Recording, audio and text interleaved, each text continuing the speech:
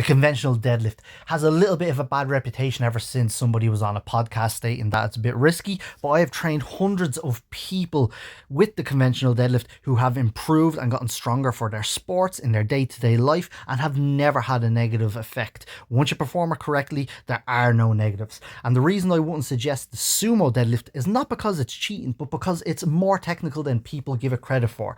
I used to perform the sumo deadlift, but I pretty much treated it like conventional, and I see 90% of people that perform it, that's how they do it.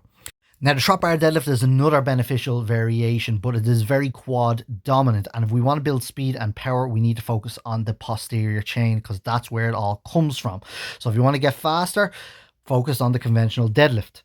I want to go fast. The only time the conventional deadlift is really risky is if you're maxing out all the time. You're absolutely burning out your central nervous system, and maxes should only be saved for the platform, and most athletes don't need to absolutely max out. Okay, so starting off with our stance, we want to be hip width apart, okay? Easy way to find out how wide that is, jump in the air as high as you can. You can stand narrower than that, but try not to stand wider, okay? We want our feet to be as in line with the hips as possible, okay? So we want to stand underneath the bar, give enough space for your shin so they're not touching straight away until you bend at the knee.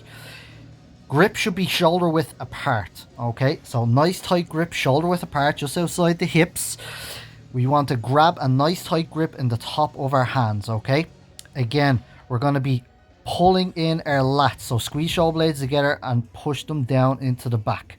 So you can see here, I have a nice tight grip, enough space to drive my knees forward until my shins touch. I squeeze my shoulder blades and pull them down into my back pocket, drive the knees forward and feel the weight in my hands before I even move it, okay?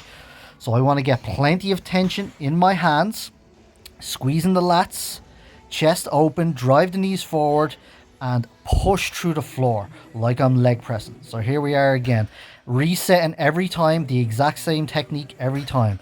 Drive the knees forward, engage the lats, push through the floor as if I'm leg pressing. This is not an isolation exercise for the hamstring. We're using the quads, the hamstrings, the glutes and the erectors. Feet hip width apart, grip shoulder width apart.